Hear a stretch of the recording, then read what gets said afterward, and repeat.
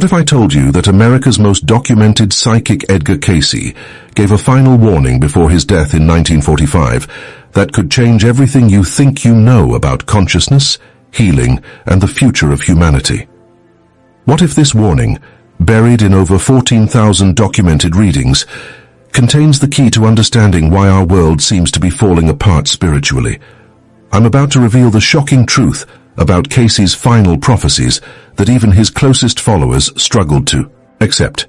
By the end of this video, you'll understand why his last readings were so disturbing that some people wished he had never given them at all. But first, let me ask you something. Have you ever felt like humanity is sleepwalking toward some kind of spiritual catastrophe? Like we're ignoring signs that are right in front of us? Well, you're not alone, and Edgar Cayce saw this coming decades ago. Here's what we're going to uncover together. First, the terrifying accuracy of Cayce's final prophecies about America's spiritual decline. Second, his documented warnings about what he called the Great Awakening that most people would miss.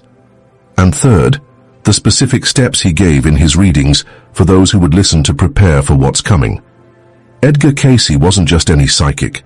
This man from Hopkinsville, Kentucky, could enter a trance state and access what he called the Akashic Records, the cosmic library of all human experience. For over 40 years, his secretary Gladys Davis transcribed every single word he spoke while unconscious. 14,000 documented readings. No other psychic in history comes close to this level of verification. But wait, there's something most people don't know about Cayce's final years. As World War II was ending, his readings began taking on a different tone. Gone were the hopeful healing remedies and gentle life guidance. Instead, Cayce began speaking about something he called the Great Purification that would test humanity's soul. In reading 397615, given in 1944, Cayce warned that America would face a spiritual crisis that would make the Great Depression look like a minor inconvenience. He said the real test wasn't going to be economic or political, but whether Americans could remember their connection to the divine source of all healing and wisdom. Think about that for a moment. This was a man who had spent decades helping thousands of people heal from impossible conditions through his psychic readings. Suddenly, he's talking about a spiritual emergency that would require something far beyond physical healing. Here's what Cayce revealed in reading 25468 that shocked even his stenographer. He said that by the early 21st century, humanity would develop incredible technological powers, but would simultaneously lose touch with the spiritual laws that govern true healing and consciousness. People would have access to more information than ever before, yet would be more confused about their life purpose than any generation in history. Does this sound familiar? We're living in exactly the time period Cayce was describing. We have smartphones that can access all human knowledge instantly, yet depression and anxiety rates are through the roof. We have medical technology that can perform miracles, yet people are sicker and more spiritually lost than ever. But here's where it gets really interesting. Cayce didn't just predict this spiritual crisis, he gave specific instructions for how to navigate it. In 3 minutes, I'm going to show you the reading that made Cayce's own family members question whether they wanted him to continue his psychic work. But first, let me tell you about Amy Kellerman from Virginia Beach. Amy was one of the last people to receive a life reading from Edgar Cayce before his death.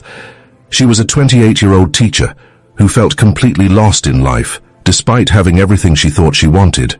Her reading, number 20671, contained what many consider to be Cayce's clearest explanation of the spiritual awakening process. Cayce told Amy that she was living through what he called a soul initiation. He explained that certain souls had chosen to incarnate during this specific time period to help humanity remember its divine nature. But here's the catch. These souls would first have to go through their own dark night of the soul. Amy's reading revealed that she had lived previous lives in ancient Egypt and Atlantis, where she had been a temple healer. Her current life confusion wasn't a problem to be solved, but a spiritual awakening to be understood. Cayce told her that the skills she had developed in those ancient lifetimes were trying to emerge, but modern society had no framework for understanding them. This is exactly what Cayce warned about in his final prophecies. He said that thousands of advanced souls would incarnate in the late 20th and early 21st centuries, but most of them would feel like strangers in their own world. They would have memories of spiritual abilities they couldn't explain, and a deep knowing that something was terribly wrong with how humanity was living. Amy followed Cayce's guidance and eventually became one of the founding members of the Association for Research and Enlightenment in Virginia Beach. But her story illustrates something crucial about Cayce's final warning. Here's what changes everything about consciousness, according to Cayce's last readings. He said that the spiritual crisis humanity is facing isn't actually a crisis at all. It's a graduation exam. In reading 5749-14, Cayce explained that planet Earth is like a school for souls.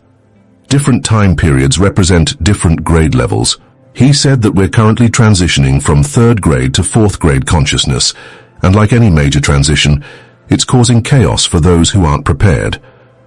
But wait, what exactly did Cayce mean by fourth grade consciousness? This is where his teachings get really profound.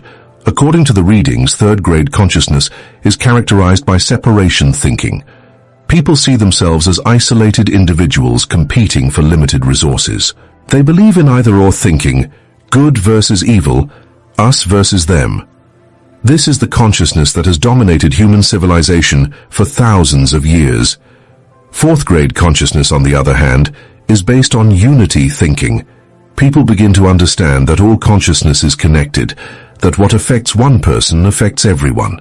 They start to access what Cayce called the Christ consciousness, not as a religious concept, but as a level of spiritual development available to all human beings. Here's the shocking part. Cayce said that this transition was not optional. Every soul on Earth during this time period would have to choose between third grade and fourth grade consciousness. Those who refused to evolve would find themselves increasingly unhappy and confused, while those who embraced the transition would discover abilities they never knew they had. Remember how I mentioned that reading which disturbed Cayce's own family? Here it is. In one of his final trance sessions, reading 5748-6, Cayce was asked about the future of psychic phenomena. His answer was so unsettling that his wife Gertrude asked him never to address the topic again while in trance. Cayce said that by the early 2000s, psychic abilities would become so common that they would no longer be considered special. Children would be born remembering their past lives clearly. Adults would begin having prophetic dreams and visions on a regular basis. People would start reading each other's thoughts and emotions without even trying. But here's why this terrified his family. Cayce explained that most people would be so frightened by these emerging abilities that they would desperately try to shut them down. They would turn to drugs, alcohol, entertainment, and other distractions to avoid facing the reality that consciousness was expanding whether they wanted it to or not. He said that this would create two distinct groups of people. Those who embraced their expanding consciousness would experience unprecedented levels of health, creativity, and spiritual fulfillment.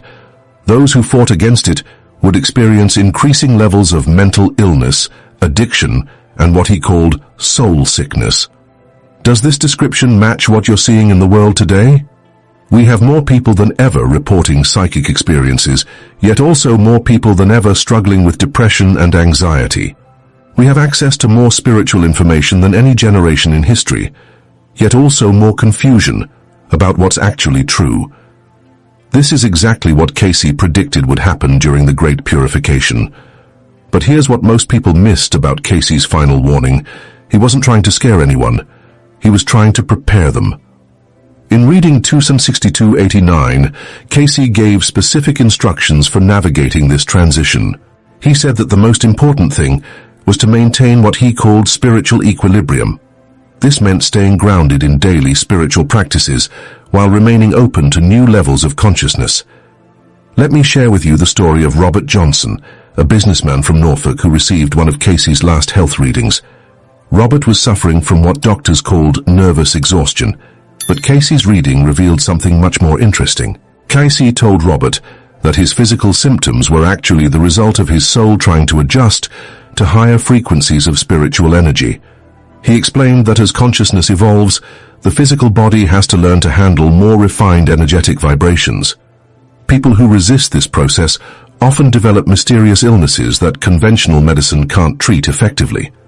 The solution wasn't medication or therapy. Cayce prescribed a combination of meditation, specific dietary changes, and what he called spiritual service. He told Robert to find ways to help other people awaken to their spiritual nature, because teaching others would help stabilize his own energy system. Robert followed Cayce's guidance, and not only recovered his health but discovered he had natural healing abilities. He spent the rest of his life working with people who were going through similar spiritual transitions. This brings us to the most important part of Cayce's final warning. He said that the people who would successfully navigate the great purification would be those who understood that spiritual evolution is a collaborative process, not an individual achievement. Here's what Cayce revealed about the Akashic records that explains everything. He said that the Akashic records aren't just a cosmic library of past events. They're actually a living system that connects all consciousness together. When one person evolves spiritually, it makes it easier for everyone else to evolve.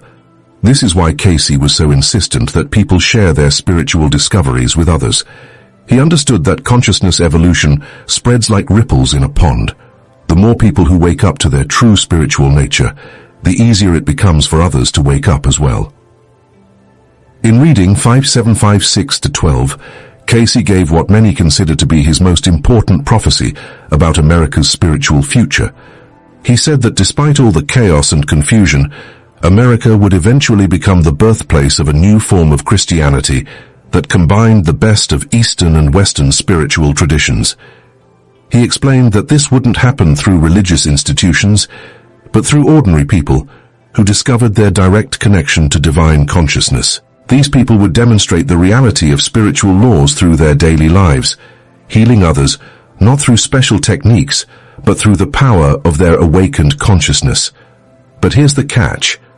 Cayce said this spiritual renaissance would only happen if enough people were willing to go through their own individual awakening process first. He warned that if too many people chose to remain in third-grade consciousness, the transition would be much more difficult and painful for everyone. This is why Cayce's final warning was so urgent. He could see both potential futures, one where humanity embraced its spiritual evolution gracefully, and another where the resistance to change created unnecessary suffering. Now, let me tell you about the specific steps Cayce gave for preparing for this transition. These instructions, scattered throughout his final readings, form what some researchers call the Cayce Protocol for Spiritual Awakening. First, Cayce emphasized the importance of daily meditation, but not just any meditation. He specifically recommended what he called attunement meditation, which involves consciously connecting with what he called the creative forces of the universe. This isn't about emptying the mind, but about filling it with divine consciousness. Second, he stressed the importance of studying spiritual principles, particularly the law of karma and reincarnation. Cayce said that understanding these laws would help people make sense of their life experiences and see the larger pattern of their soul's development. Third, he recommended what he called spiritual service. This means actively looking for ways to help other people grow spiritually, whether through healing, teaching, or simply being a positive example of awakened consciousness. Fourth, Cayce emphasized the importance of physical purification through proper diet, exercise, and what he called internal cleansing. He explained that spiritual evolution requires a clean physical vehicle to handle higher frequencies of consciousness. Finally, and this might be the most important, Cayce stressed the need for what he called group soul work. He said that the advanced souls incarnating during this time period were meant to find each other and work together as spiritual communities. Here's what's fascinating about this last point.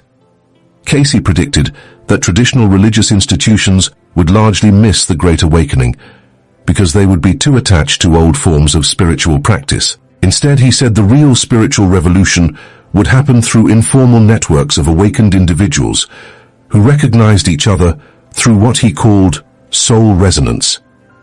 Does this sound like what's happening today? We have millions of people who consider themselves spiritual but not religious. We have countless online communities where people share their psychic experiences and spiritual discoveries. We have a growing movement of people who are combining ancient wisdom with modern science to understand consciousness. This is exactly what Cayce saw coming. But here's what most people are missing about this spiritual awakening. Cayce warned that it would be accompanied by what he called false prophets and spiritual materialism. He said that as people became more interested in consciousness expansion, there would be countless teachers and systems that promised quick spiritual advancement without the necessary inner work. In reading 57.523, Cayce gave specific guidance for distinguishing between authentic spiritual teachers and those who were misleading people. He said that true spiritual teachers always emphasize service to others, never ask for personal worship or excessive money, and consistently demonstrate the fruits of spiritual development in their own lives. Most importantly, he said that authentic spiritual paths always lead to greater love, compassion, and wisdom, never to fear, separation, or spiritual pride. This guidance is especially relevant today when we have so many different spiritual teachers and systems available. Cayce's criteria provide a reliable way to evaluate which approaches are truly helpful for spiritual evolution. Now let me share with you one of the most remarkable documented cases from Cayce's final period. This is the story of Margaret Thompson, a nurse from Richmond who received reading 1968-2, just 3 months before Cayce's death. Margaret had been experiencing what she called waking visions since childhood, but had always dismissed them as imagination. During World War II, however, her visions became so accurate that she started paying attention. She could see wounded soldiers before they arrived at her hospital and often knew exactly what treatments they would need. When Margaret finally got a reading from Cayce, he explained that she was experiencing what he called the awakening of the Christ consciousness within her. He told her that her healing abilities were a natural result of her soul's development over many lifetimes, and that she had chosen to incarnate during this particular time period specifically to help with the transition of consciousness. But here's what makes Margaret's case so significant. Cayce told her that her experiences were just the beginning. He said that within a few decades, thousands of people would be having similar awakenings, and that it would be important for the early awakeners to document their experiences and help others understand what was happening. Margaret followed Cayce's guidance and spent the rest of her life working with what she called spiritual emergence cases. She helped hundreds of people understand that their unusual experiences weren't signs of mental illness, but evidence of consciousness expansion. Her detailed records, now housed in the ARE archives in Virginia Beach, provide some of the best documentation we have of how spiritual awakening actually unfolds in ordinary people's lives. This brings us to perhaps the most important aspect of Cayce's final warning. He said that the success of humanity's spiritual evolution would depend largely on how well the early awakeners supported each other and shared their experiences. He explained that consciousness evolution has always happened through what he called group soul initiations. Small groups of people awaken first, then their expanded consciousness creates a field that makes it easier for others to awaken. This process continues until a critical mass is reached, and the new level of consciousness becomes available to everyone. Cayce said that we're currently in the early stages of this process. The people who are having spontaneous spiritual experiences, unusual dreams, or feelings of cosmic consciousness are the advanced team for humanity's next evolutionary step. But here's the challenge. Many of these early awakeners feel isolated and confused because mainstream society doesn't have a framework for understanding their experiences. This is exactly what Cayce predicted would happen. In reading 5749-16, he gave specific guidance for how awakening souls could find each other and provide mutual support. He said to look for people who demonstrated what he called the fruits of the Spirit: love, joy, peace, patience, kindness, goodness, faithfulness, gentleness, and self-control. He also said that awakening souls would recognize each other through what he called soul resonance. When two people who are spiritually evolving meet, they experience an immediate sense of recognition and understanding, even if they've never met before. This is why Cayce emphasized the importance of community so strongly in his final readings. He understood that spiritual evolution is ultimately a collective process, not an individual achievement. Now, here's what Cayce said about the timeline for this great awakening. In reading 1602-3, he predicted that the transition period would last approximately 30 years, beginning in the 1990s and culminating in the 2020s. He said that during this time, there would be increasing numbers of people experiencing spontaneous spiritual awakenings, but also increasing resistance from those who wanted to maintain the old consciousness. This would create what he called a polarization of consciousness, where people would be drawn to either love-based or fear-based ways of living. Does this description match what you're observing in the world today? We seem to be living through exactly the kind of consciousness polarization Cayce predicted. But here's the hopeful part of his prophecy. Cayce said that despite the apparent chaos, the outcome was ultimately positive. He explained that consciousness evolution is like childbirth, intense and sometimes painful, but leading to new life. He predicted that by the mid-2020s, enough people would have completed their individual awakening process that a new form of civilization would begin to emerge. This wouldn't happen through political or social revolution, but through the natural expression of evolved consciousness in daily life. People would begin living from what Cayce called the law of love rather than the law of fear. Communities would form around shared spiritual values rather than economic or political interests. Healing would become a natural part of daily life as people learn to work with spiritual energy. Most importantly, Cayce said that the artificial separation between science and spirituality would dissolve as researchers discovered the consciousness principles that govern all manifestation. This is already beginning to happen. We have quantum physicists talking about consciousness as a fundamental force in the universe. We have medical researchers studying the effects of prayer and meditation on healing. We have psychologists exploring the reality of past life memories and near-death experiences. All of this was predicted in Cayce's final readings. But here's what Cayce emphasized most strongly in his last prophecies. He said that the Great Awakening wouldn't happen automatically. It would require conscious participation from those who understood what was occurring. In reading 3976-29, his final discourse on world conditions, Cayce explained that humanity was at a crucial choice point. The tools for spiritual evolution were available, but people would have to choose to use them. He said that each person who committed to their own spiritual development was literally helping to birth a new world. But he also warned that those who chose to remain unconscious would find life increasingly difficult as the old consciousness patterns stopped working. This is why Cayce's final warning was so urgent. He could see that humanity was approaching what he called the point of no return. After a certain point, the momentum of consciousness evolution would become irreversible, and those who hadn't prepared would be left behind. But what did Cayce mean by being left behind? This is one of the most misunderstood aspects of his prophecies. Cayce didn't believe in punishment or damnation.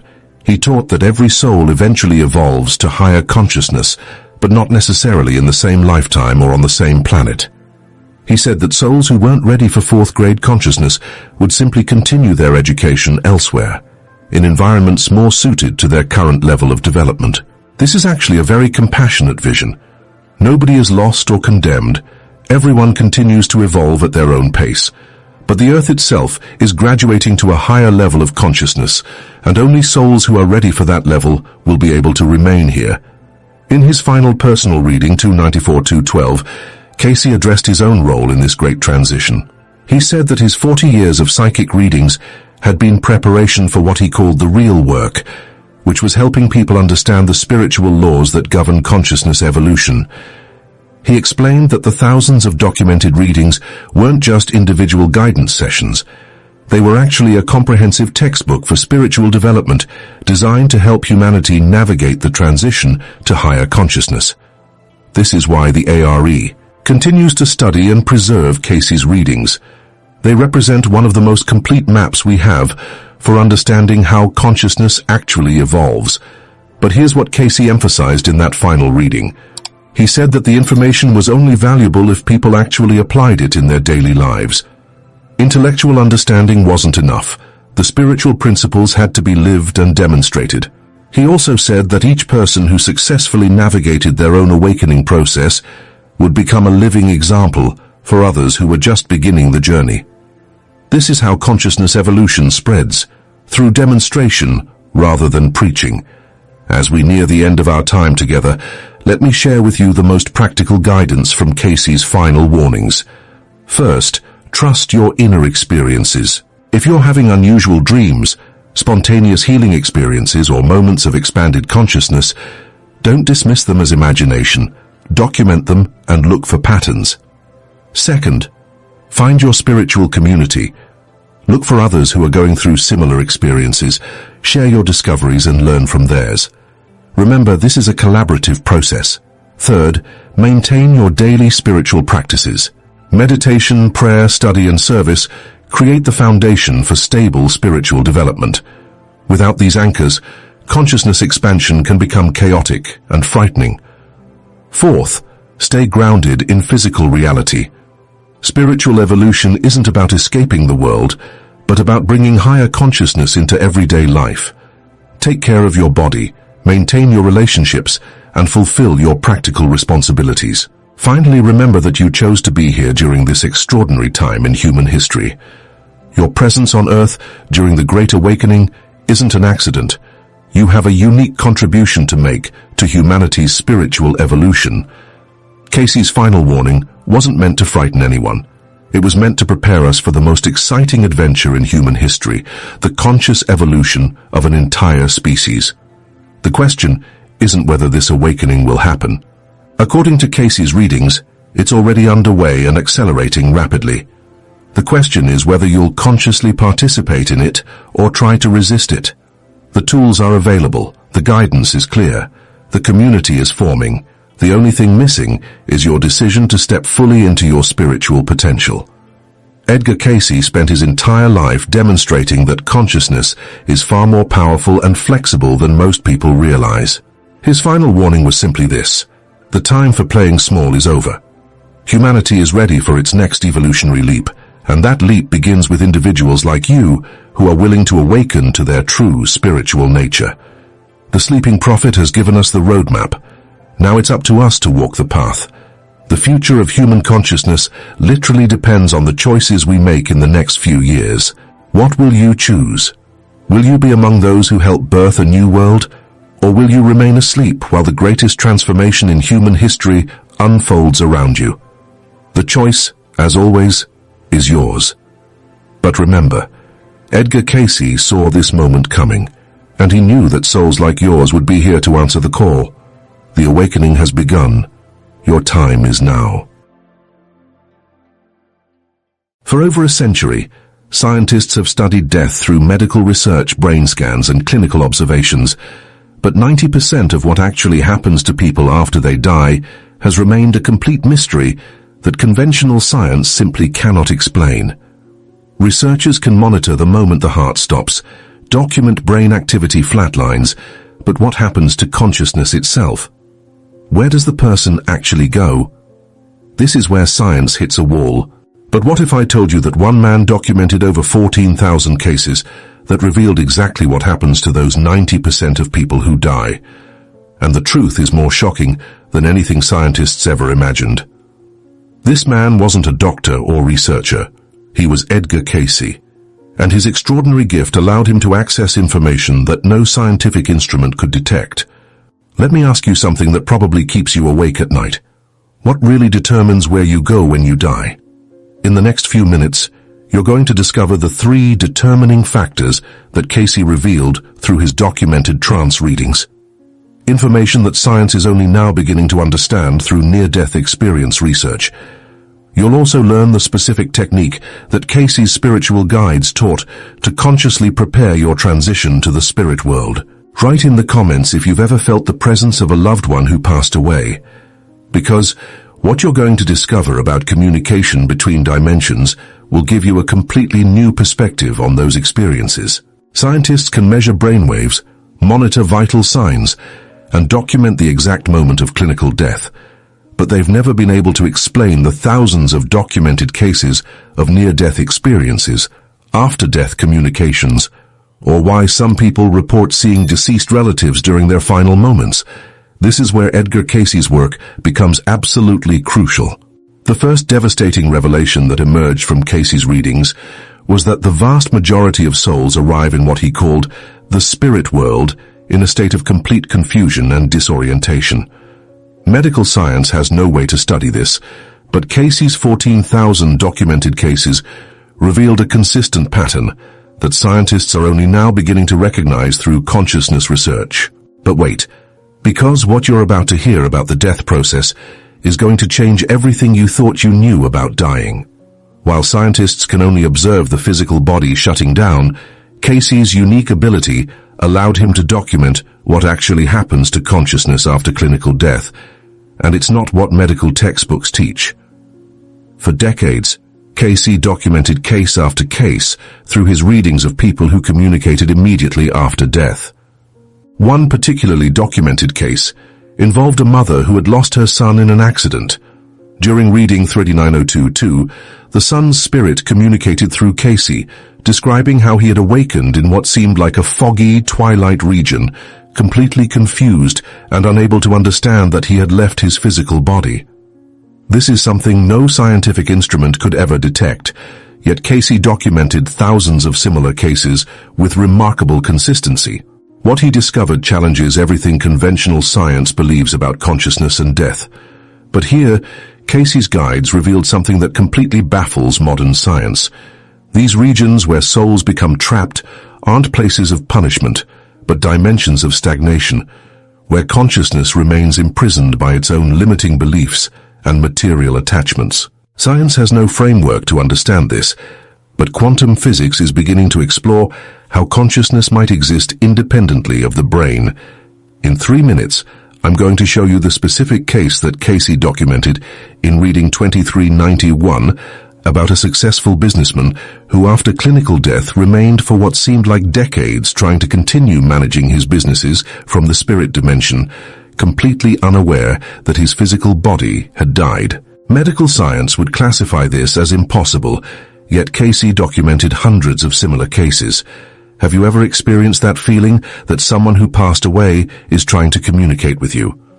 What you're going to discover about psychic communication is going to surprise you completely. Cayce revealed in reading 5756-4 that spirits who remain in the lower astral planes maintain such a strong vibrational connection with the physical world that they often continue interfering in the lives of their incarnate family members without even realizing their new condition. In reading 1472-1, Cayce described the case of a woman who, after dying, spent years trying to continue caring for her home and children, creating disturbances that manifested as recurring illnesses, nightmares, and strange presence sensations. But wait, because here comes the most shocking part. Cayce's guides revealed that there exists a specific technique that can prepare any person for a conscious transition to the spirit world. This technique involves 3 fundamental elements, but first you need to understand why spiritual knowledge alone isn't enough to avoid the lower astral planes. During reading 26289, Cayce's guides explained that many people study spiritual concepts intellectually, but don't perform the necessary inner transformation. These people, despite possessing theoretical knowledge about reincarnation and spiritual evolution, can still find themselves in the lower astral regions after death. During a memorable reading, Cayce's guides explained that intellectual knowledge without corresponding moral transformation is like having a detailed map of a territory, but lacking the discipline necessary to walk the path. The spirits who arrive in the lower astral planes aren't necessarily evil, but primarily ignorant about the spiritual laws that govern life in both dimensions. Here, I'm going to tell you about the case that changed an entire family's perspective on psychic communication. In Virginia Beach, a woman sought Edgar Cayce because her husband, who had died 6 months earlier, was constantly manifesting in her house, causing disturbances. During reading 3976-8, the spirit communicated through Cayce, revealing that he didn't know he had died, and continued trying to live his daily routine. The most shocking part of this case was the detailed description the spirit gave of his confusion. He related that he saw his wife crying constantly, that he noticed people didn't respond when he spoke, but he didn't understand why. Cayce's guides explained that the spirit's excessive attachment to his material routine kept him magnetized to dense vibrations.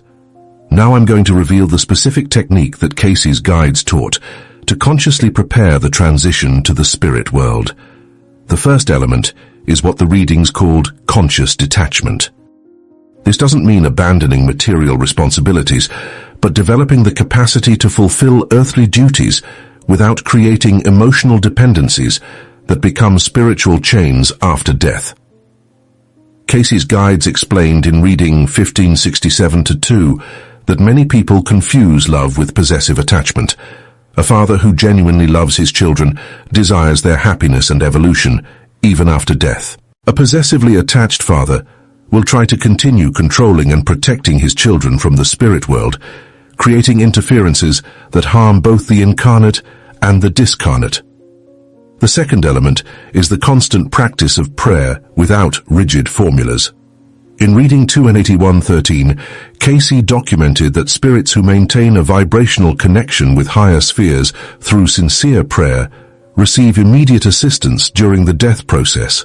Reading 57:49-6 describes how lost souls are rescued from the lower astral planes precisely because they maintain the habit of prayer even in the midst of their suffering and confusion.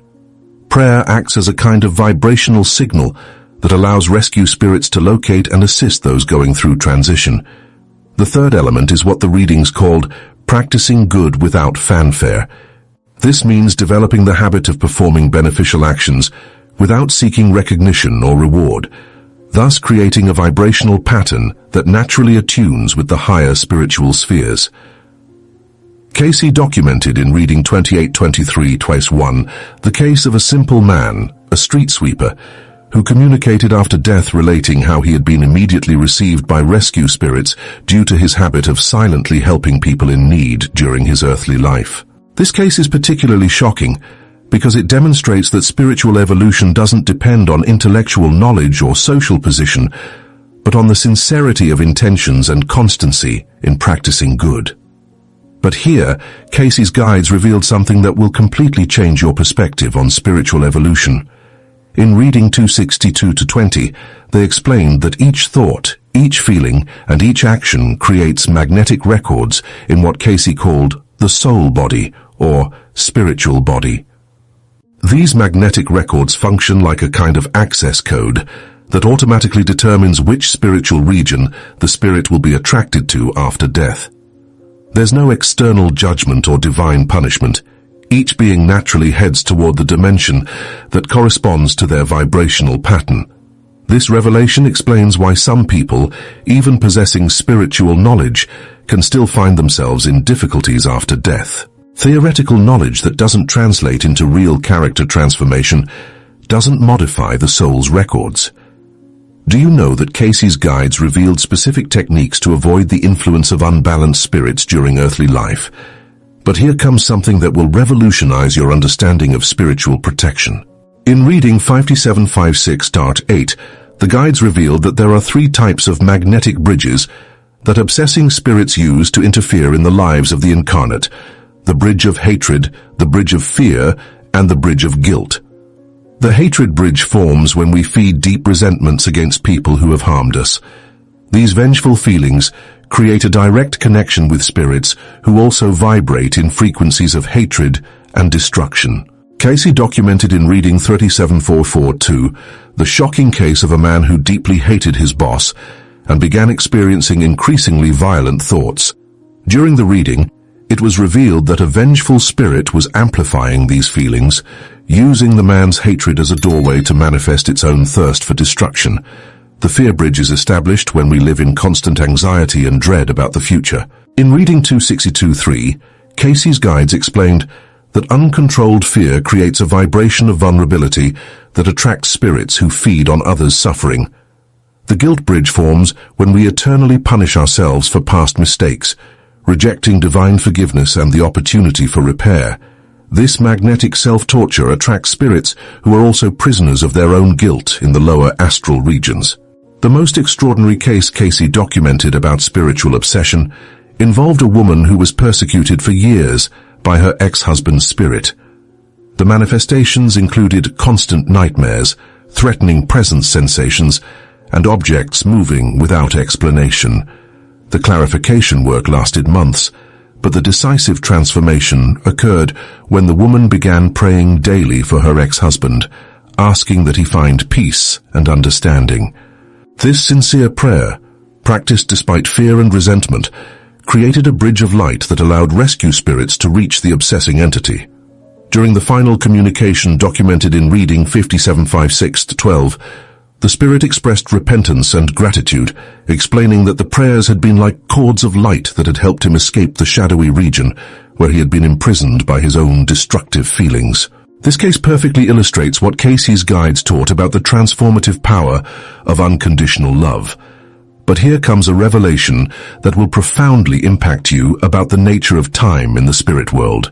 In reading 5749-14, Cayce's guides explained that a spirit can remain in a state of stagnation for decades or centuries, according to earthly time, but subjectively experiencing a kind of eternal present, filled with the same obsessions that dominated them in life. Have you ever experienced that sensation that time stops when you're extremely worried or anxious? Cayce's guides revealed that this human experience is a small sample of what spirits stagnated in the lower astral planes experience. The most powerful technique that Cayce's guides taught is called living as if eternal, acting as if temporary. Living as eternal means making decisions based on permanent principles of love and justice.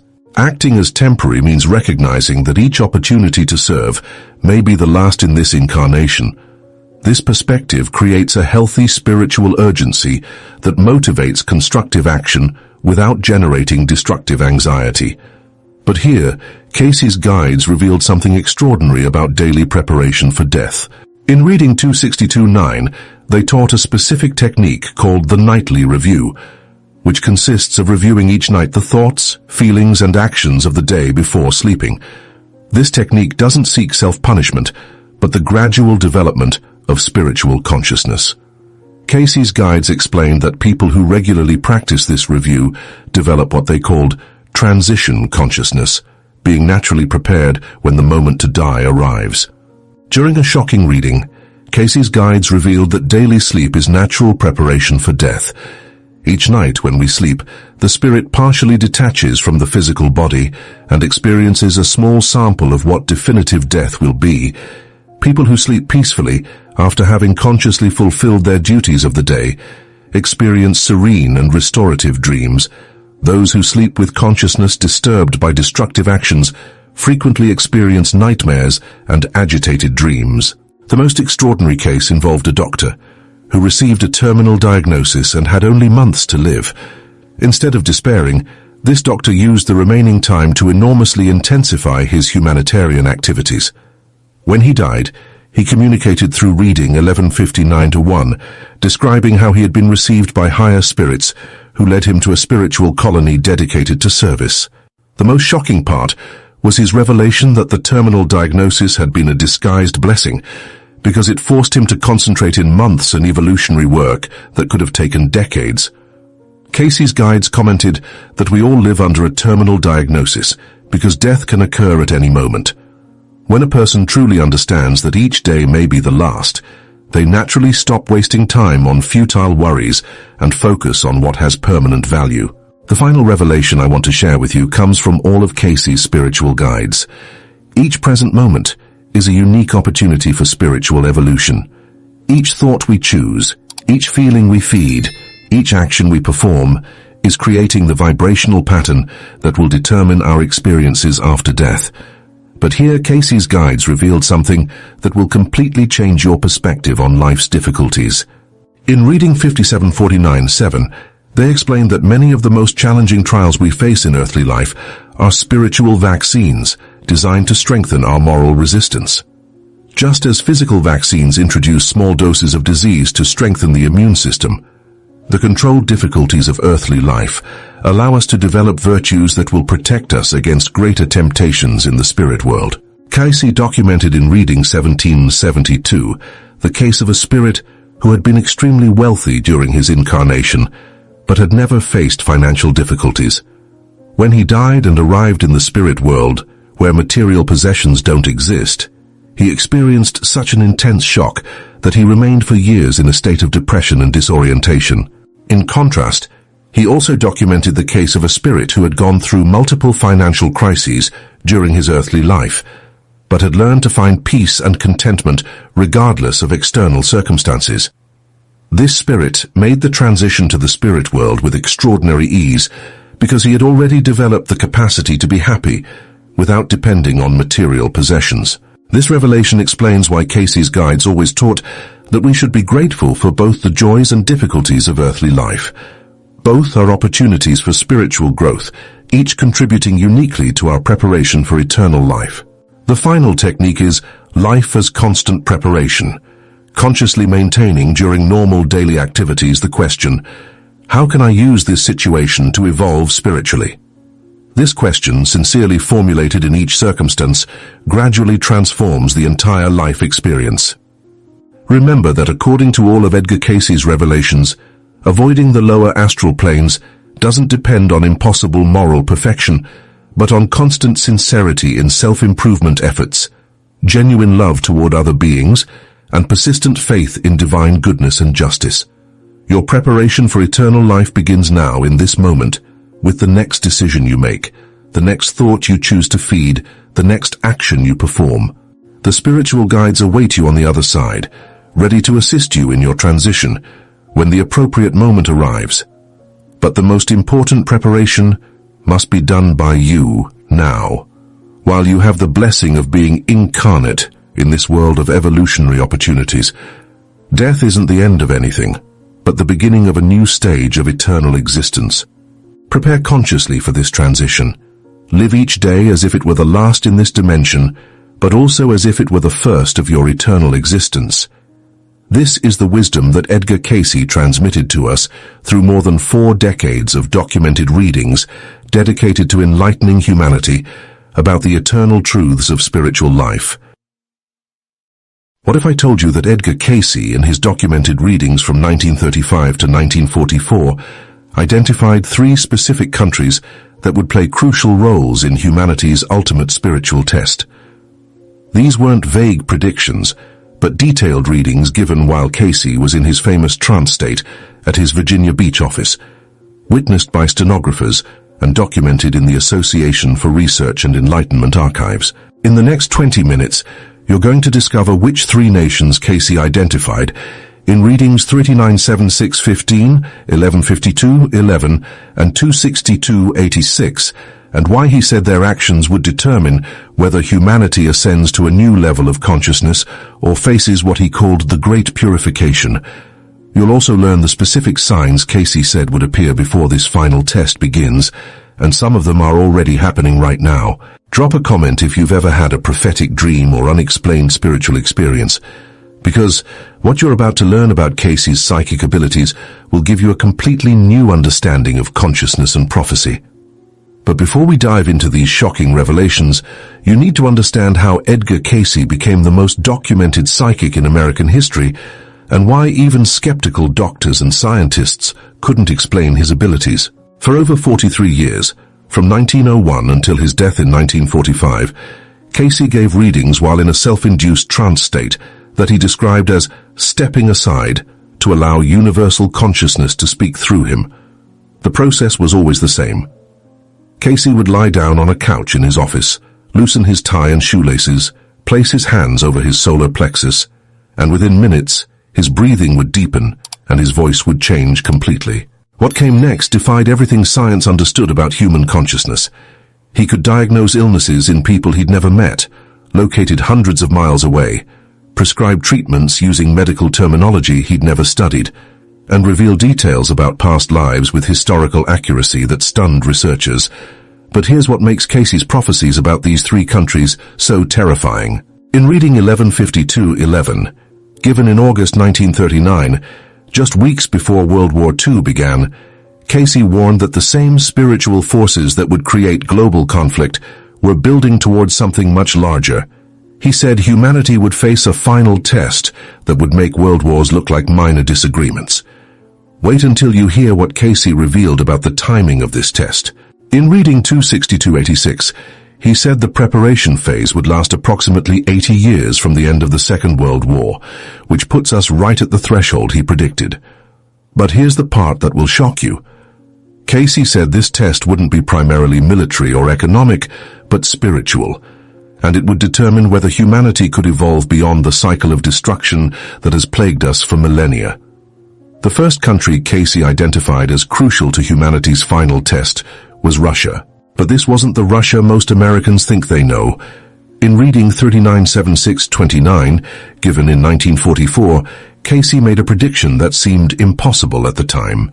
He said Russia would become the hope of the world, not through its political system, but through a spiritual awakening that would emerge from its people. Remember, this was 1944. Stalin was in power, religious persecution was rampant, and the Soviet Union was America's uneasy ally against Nazi Germany. The idea that Russia could become a beacon of spiritual hope seemed absurd to everyone who heard this reading. Cayce's stenographer, Gladys Davis, noted in her records that several people in the room actually laughed when he said this. But Cayce went deeper in reading 944-1. He said Russia's role in humanity's final test would come through what he called the awakening of the Christ consciousness in its people. He predicted that Russia would experience a spiritual revolution that would spread throughout the world, but only after going through great trials and purification. Here's where it gets really interesting. Cayce said in reading 3976-15 that Russia's transformation would begin when its people rediscovered their connection to the spiritual principles that existed before political ideologies divided them. He specifically mentioned that this awakening would come through suffering, but that the Russian people had the spiritual strength to emerge as teachers for the rest of humanity. But wait, there's something even more specific that Cayce revealed about Russia's role. In reading 1739-10, he said that Russia would become the birthplace of a new understanding of prayer and meditation that would help humanity prepare for the final test. He described Russians developing what he called group consciousness that would allow them to access higher spiritual dimensions more easily than other nations. The second country Cayce identified will surprise you even more. In reading 1152-11, he pointed to China as the nation that would provide the spiritual foundation for humanity's evolution. But this wasn't about China's political power or economic influence. Cayce was talking about something much deeper and more profound. Cayce said China held what he called the sleeping wisdom of the ages. In reading 2067-1, he revealed that China was the repository of spiritual knowledge that had been preserved through thousands of years of civilization, knowledge that would be essential for humanity to pass its final test. He specifically mentioned that Chinese spiritual practices, particularly meditation and energy cultivation, contained keys to consciousness expansion that Western minds were only beginning to understand. But here's the part that will give you chills. In reading 564-1, Cayce predicted that China would undergo a massive spiritual awakening that would happen simultaneously with global crisis. He said this awakening would manifest through the Chinese people rediscovering and sharing their ancient wisdom about consciousness, energy, and the connection between mind and matter. Cayce was incredibly specific about this. He said China's contribution to humanity's final test would come through teaching the world about what he called the science of the soul. In reading 281-63, he described Chinese masters emerging who would demonstrate abilities that would force Western science to completely reconsider its understanding of human potential. What's absolutely mind-blowing is that Cayce predicted this would happen through what he called the marriage of Eastern wisdom and Western technology. In reading 1598-1 given in 1938, he saw China becoming a bridge between ancient spiritual knowledge and modern scientific understanding, creating new approaches to healing, consciousness, and human development that would be crucial for humanity's survival. The third country Cayce identified as central to humanity's final test is one that most people would never expect. In reading 3976-15, he said that Egypt would play a crucial role not because of its current political situation, but because of what lies buried beneath its sand. Cayce claimed that Egypt contains physical proof of humanity's true spiritual history, and that this evidence would be revealed during the time of the final test. This is where Cayce's readings become absolutely fascinating. In reading 378-16, he said that beneath the Sphinx and in undiscovered chambers near the Great Pyramid, there are records that prove humanity has gone through multiple cycles of spiritual evolution and destruction. He called these the Hall of Records, and said they contained documentation of advanced civilizations that existed long before recorded history. But here's what makes this relevant to our current time. Cayce predicted in reading 5748-6 that these records would be discovered and revealed to the world when humanity needed proof that consciousness can transcend physical limitations. He said this revelation would come during the final test as a way to help humanity remember its true spiritual nature and potential. Cayce was incredibly detailed about what these records contain. In reading 2012-1, he said they include information about healing technologies that use sound and light, methods for developing psychic abilities, and most importantly, instructions for what he called the conscious evolution of the soul. He predicted that when this information is revealed, it would revolutionize every field of human knowledge. But wait, here's something that connects all three countries in a way that will blow your mind. In reading 16023, Cayce said that Russia, China, and Egypt each hold one piece of a spiritual puzzle that humanity needs to solve in order to pass its final test. Russia holds the key to group consciousness and prayer. China holds the key to individual consciousness development and energy mastery.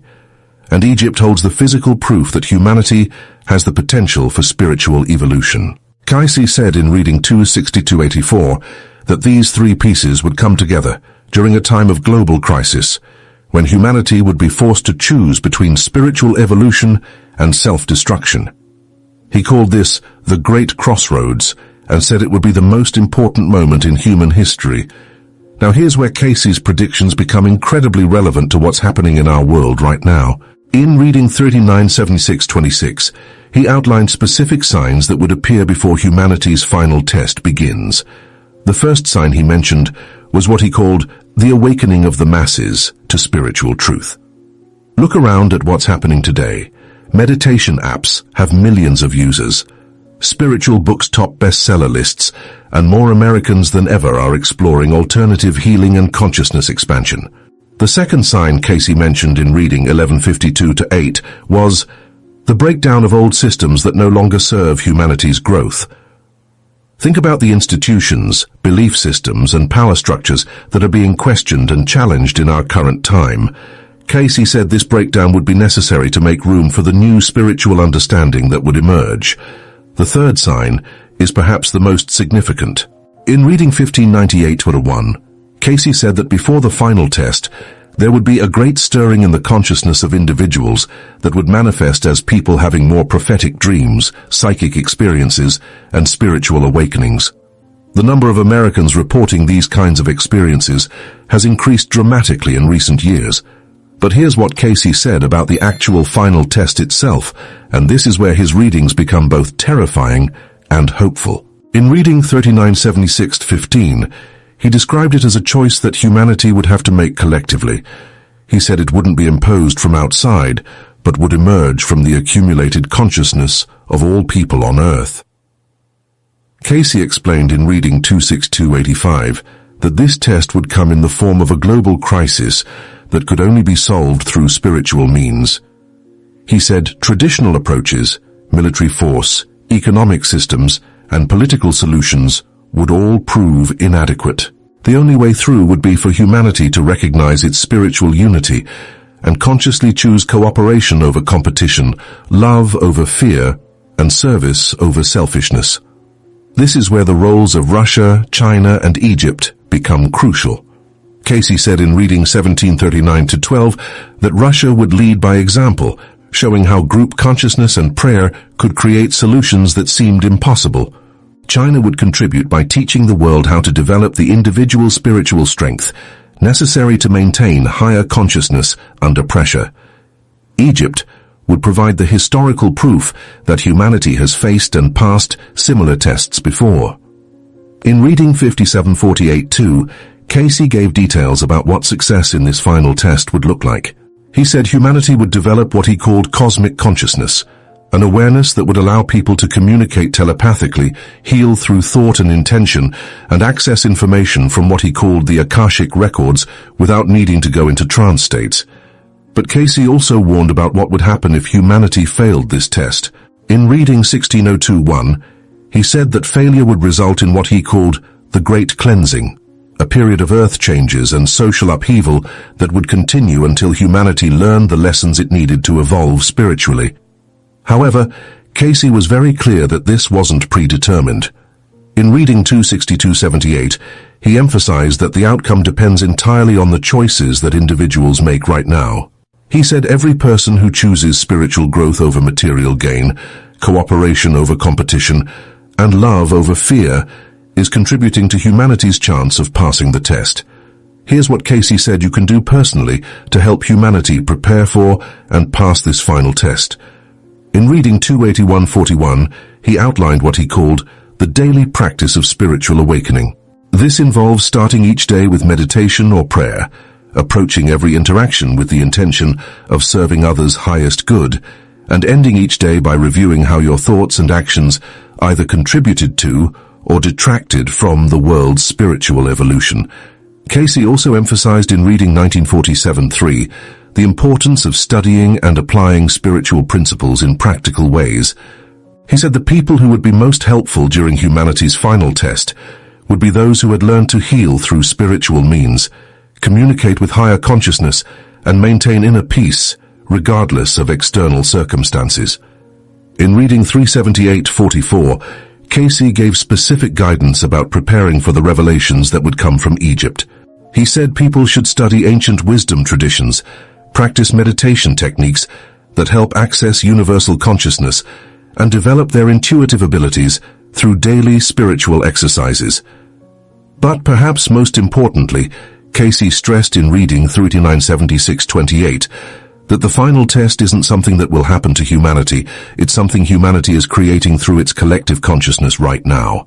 Every thought of love, every act of service, every moment of choosing spiritual growth over material gain is helping to determine the outcome.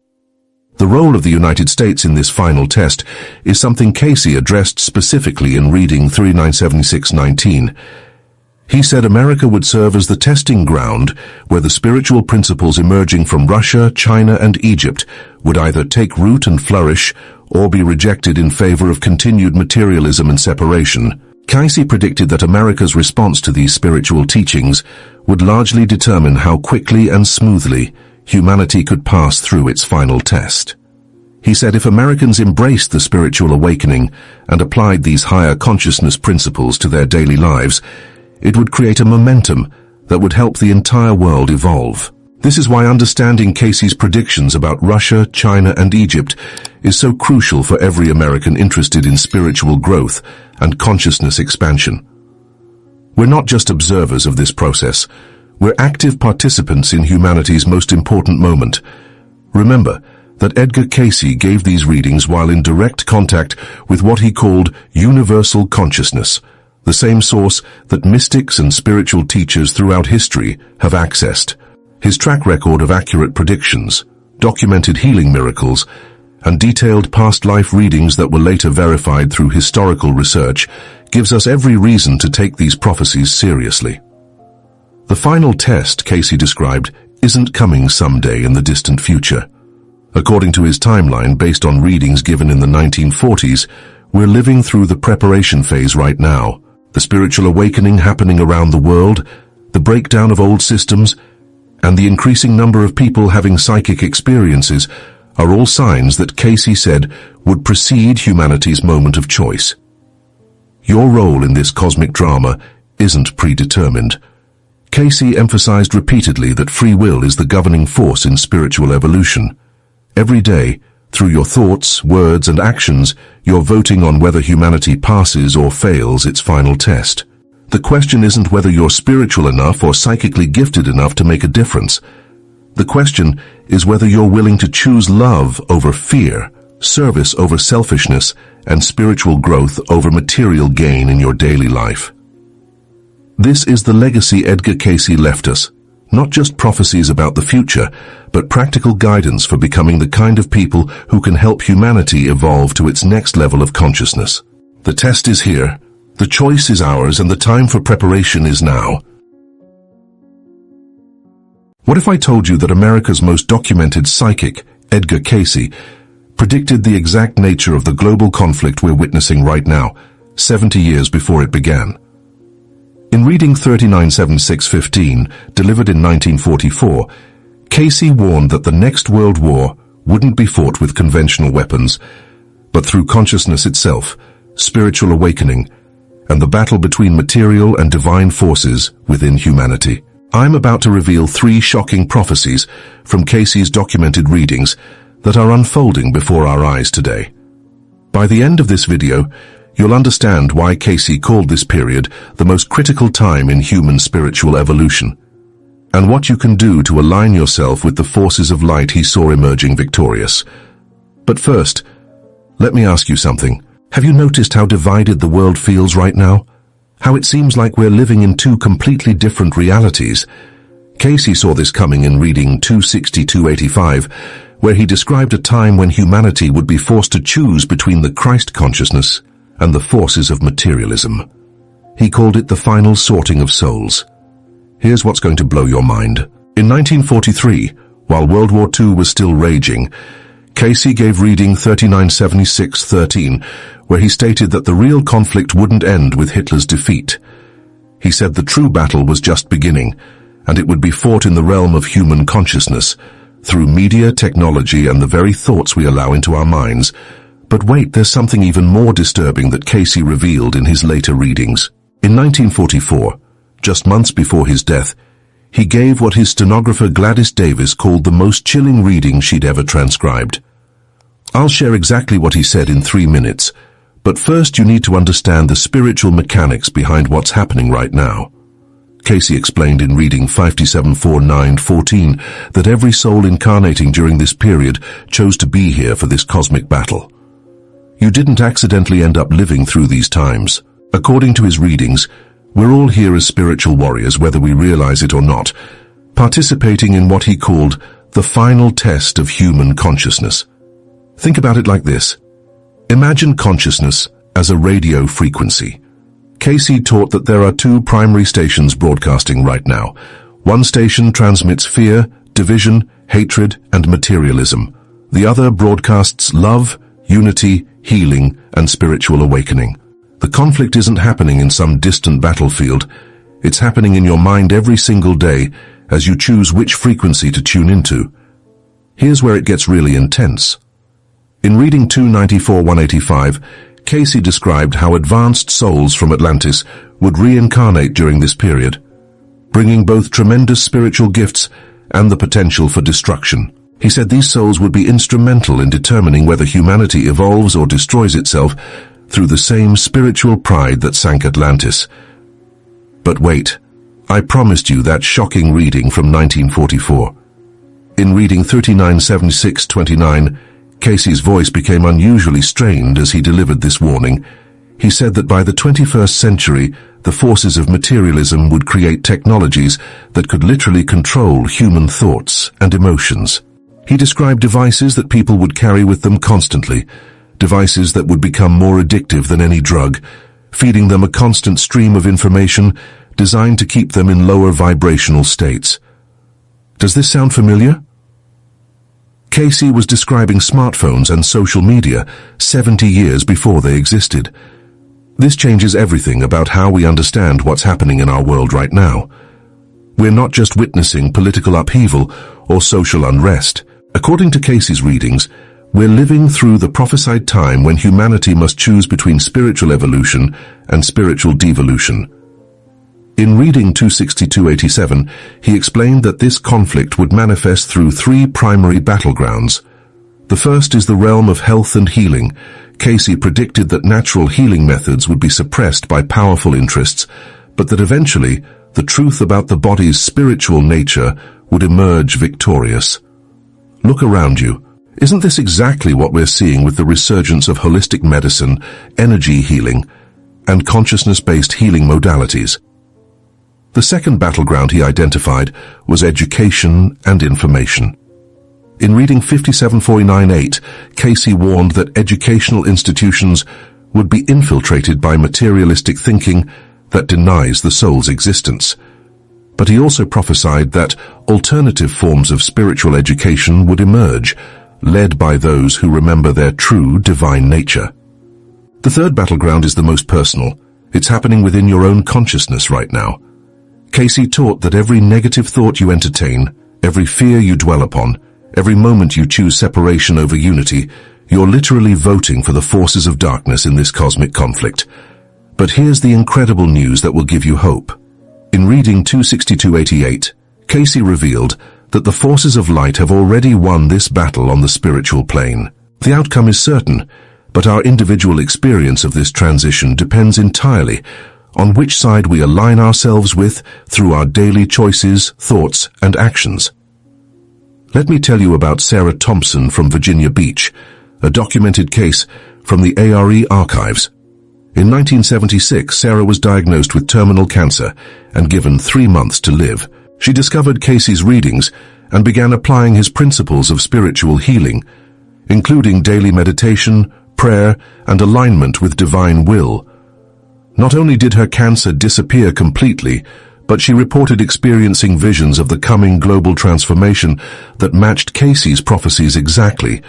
Sarah's case illustrates something profound that Cayce taught in reading 281:13. He said that physical healing is actually practice for the greater healing work we're all called to do during this time, the healing of human consciousness itself. Here's something that shocked even Cayce's closest associates. In reading 254:68, he described how certain souls would incarnate during this period with the specific mission of anchoring higher frequencies on Earth. These individuals, he said, would often feel like outsiders, would be highly sensitive to energy, and would have an inexplicable knowing that they're here for something important. If this resonates with you, Cayce would say you're one of these mission souls. Your sensitivity isn't a weakness, it's your spiritual equipment for the work you came here to do. But wait, there's more to this story that changes everything. In his final readings before his death in 1945, Cayce began receiving information about what he called the New Earth. He described a time after this great conflict when humanity would enter a golden age of spiritual awareness, where healing, telepathy, and direct communication with divine guidance would be as natural as breathing. In reading 1152:11, he gave specific details about this coming age. He said that children born after this transition would retain conscious memory of their spiritual origins. They would demonstrate healing abilities from early childhood and would be natural teachers of spiritual principles. Look around you. Aren't we already seeing children with these extraordinary gifts? The question isn't whether this transformation will happen. According to Cayce, it's already happening. The question is whether you'll be part of the solution or part of the problem.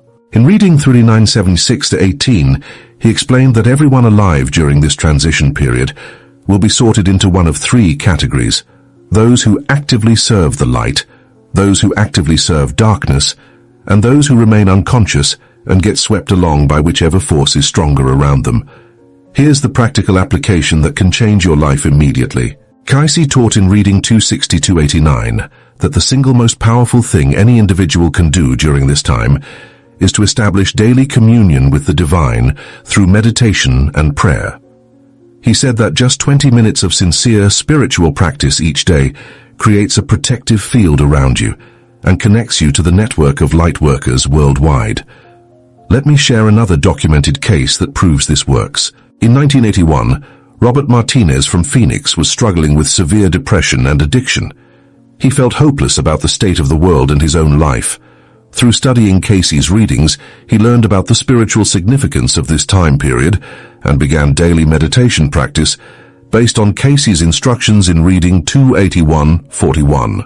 Within 6 months, Robert not only overcame his personal struggles, but began experiencing what he described as downloads of information about humanity's spiritual future. He went on to establish a healing center that has helped thousands of people align with their soul's purpose during this transformation period. This is the hope that Cayce offered in his darkest prophecies. Even in the midst of global conflict and chaos, individuals who align themselves with spiritual principles become beacons of light that help others navigate the transition. But here's something Cayce revealed that most people don't know. In reading 57:49-16, he explained that the Earth itself is ascending to a higher dimension during this period. The conflicts and chaos we're witnessing aren't signs of the world ending. They're birth pangs of a new world being born. The old systems based on fear and separation must collapse to make way for new systems based on love and unity. This is why everything feels so intense right now. We're literally living through the most significant transformation in human history. And every soul chose to be here to participate in this cosmic event. In reading 1602-3, Cayce described how light workers during this time would recognize each other through what he called soul resonance. Have you ever met someone and felt an instant deep connection? According to Cayce, these aren't coincidences. They're prearranged meetings between souls who agreed to support each other during this transition. The forces that Cayce warned about have been working overtime to prevent this awakening. In reading 262-86, he described how they would use fear as their primary weapon, flooding humanity with constant streams of frightening information designed to keep people in survival mode, where spiritual growth becomes impossible. But their plan is backfiring. The more chaos they create, the more people are waking up to the spiritual reality that Cayce taught. Meditation apps have millions of users. Energy healing is becoming mainstream. People everywhere are questioning materialistic assumptions and seeking deeper meaning. This is exactly what Cayce predicted in reading 39-76-27. He said the darkness would overplay its hand, becoming so obvious that even spiritually asleep, people would begin to see through the illusion. Here's the most important thing Cayce wanted us to understand about this time. In reading 57-49-14, he emphasized that we're not victims of these global changes. We're the co-creators of the new world that's emerging. Every time you choose love over fear, unity over division, spiritual values over material obsession, you're literally helping birth the new earth that Cayce saw in his visions. The conflict he warned about isn't something happening to us, it's something happening through us. We are the battlefield, and we are the victory. As we wrap up, remember what Cayce taught in his final reading, 5756-12. He said that those who successfully navigate this transition will become the teachers and healers of the new earth. Your struggles, your awakening, your spiritual growth during this challenging time aren't just for your own benefit. You're developing the wisdom and compassion needed to guide others through their own transformation. The next global conflict that Edgar Cayce warned about isn't coming. It's here.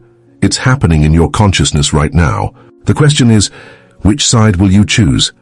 Will you be part of the old world of fear and separation, or will you help birth the new world of love and unity that Cayce saw emerging victorious? The choice is yours, and the time is now. The sleeping prophet has spoken, and his prophecies are unfolding exactly as he predicted. The only question remaining is whether you'll answer the call to be part of humanity's greatest spiritual awakening.